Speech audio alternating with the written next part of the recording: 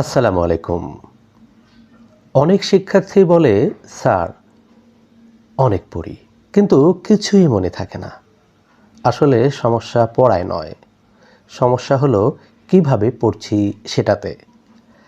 আজ আমি আপনাদের বলবো পড়া মনে রাখার 5টি জাদুকরী টিপস, যেগুলো ব্যবহার করলে পড়া অনেক দিন মনে থাকবে।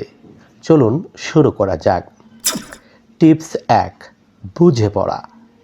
শুধু মুখস্থ করলে পড়া বেশিক্ষণ মনে থাকে না। প্রথমে চেষ্টা করুন বিষয়টি ভালোভাবে বুঝতে। যেমন ধরুন, রসায়নে কোনো সূত্র পড়লে শুধু সূত্র মুখস্থ না করে বোঝার চেষ্টা করুন কেন এই সূত্রে এসেছে এবং কোথায় ব্যবহার হয়। যখন আপনি কোনো কিছু বুঝে পড়বেন তখন সেটি সহজেই মনে থাকবে। টিপস 2, লিখে পড়া।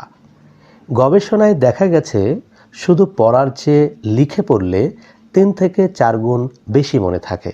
তাই গুরুত্বপূর্ণ বিষয়গুলো একবার পড়ে নিজে লিখে ফেলুন। এতে মস্তিষ্কে তথ্য আরও ভালোভাবে স্থায়ী হয়। টিপস 3, অন্যকে বুঝিয়ে বলা। এটি খুব কার্যকর একটি পদ্ধতি। আপনি যে বিষয়টি পড়লেন সেটা বন্ধু বা ছোট ভাই বোনকে বুঝিয়ে বলুন। যখন আপনি কাউকে শেখান তখন আপনার নিজের শেখাটাও আরও শক্ত হয়ে যায়। টিপস 4, ছোট ছোট ভাগে পড়া।